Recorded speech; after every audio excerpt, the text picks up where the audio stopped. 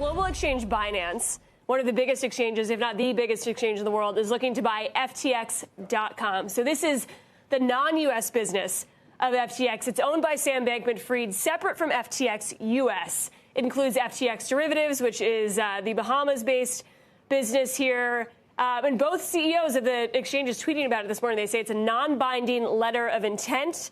So they need to do some due diligence here. The deal hasn't closed, but CZ, the CEO of Binance, tweeting that FTX, he says, this afternoon, FTX asked for our help. There is a significant liquidity crunch. He says, to protect users, we signed that non-binding LOI intending to fully acquire FTX.com to help cover the liquidity crunch. We will be conducting due diligence, or DD, as he says, in the coming days. Sam Bankman-Fried also confirming that, says things have all come full circle.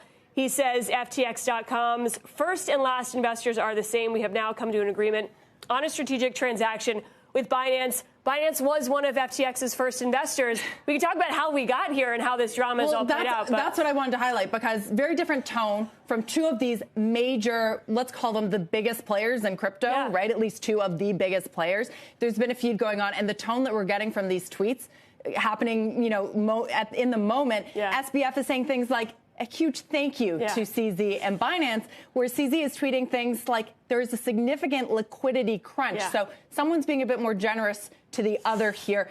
Is this a case of Sam Bankman-Fried losing this feud that's emerged? You could argue that. And these two, I know he also says there have been reports that we've had this fraught relationship. That's really what it looks like. So CZ had accused Sam Bankman-Fried of essentially lobbying behind others in the industry behind their backs, and especially Binance. This is a global offshore exchange.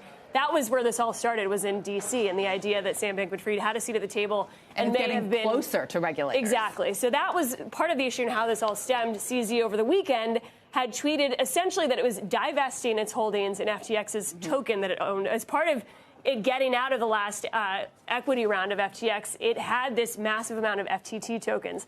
It offloaded that. It said it was going to divest that. That spooked the markets. That's what we saw this morning with Bitcoin. The idea that he didn't say what these recent revelations were, but CoinDesk published an article saying that Alameda Research, which is another company owned by Sam Bankman-Fried, had essentially more than $5 or $6 billion of FTT tokens on its balance sheet. It called into question the idea of this company being able to meet some of its certain loan requirements and the balance sheet. So you've just seen the same fears we saw with crypto markets in the spring, now coming to roost with Sam Bankman-Fried. And then the big picture here is SBF and FTX here were really the lenders of last resort, came in as these kind of emergency loans and backstops for the industry.